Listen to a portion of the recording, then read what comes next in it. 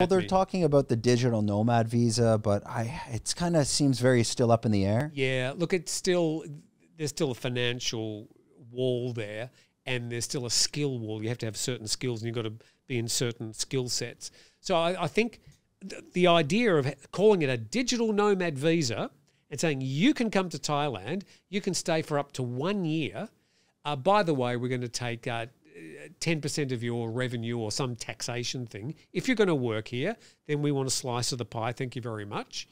But you'll be able to stay here for a year. You'll have to do a 90-day report. That's it. They'll be flooded with people. Yeah. How many people would just like to come and sit in a cafe in Chiang Mai and trade their Bitcoin or whatever? But we'd be flooded with people. And that would be good for the Thai economy. But they say, oh, no, will attract criminals and bad people. Well, whatever visa you're going to have, you're going to get the 1% of people that are ne'er-do-wells or people that are going to attract the wrong attention. But you take the money. So I think Thailand's got to really just roll its socks up, put some of its pride away and say, do you really want to be a future location for people to stay long-term? Do you want to really have a diverse, interesting, sustainable tourist industry? If you do, you're going to have to change some of the rules. But we've, at the Tiger, never pushed that. We've pointed out some problems, but we've never said, oh, the Thai government should do this or that.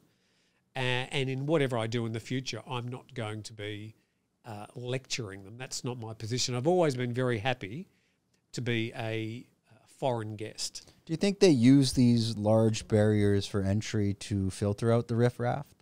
That's their theory. That's their thinking, Brendan. But I don't think that it works very well. Those people will always, if they want to come to Thailand with their ill-gotten gains, they'll find a way, as will anybody who wants to come here. But I think if Thailand really wants to become a welcoming place, as you say, change that perception of as soon as we've got your money, your days as a walking ATM are over, out you go. That if they want to change that perception, then they're actually going to have to actively do it. And there are some politicians, I won't mention anybody, the Public Health Minister, Anaton, who actually say things which are very anti-foreigner and almost go out of their way to try and say Thailand is the best place in the world and it's an honour for you to come here and spend your money. So, really?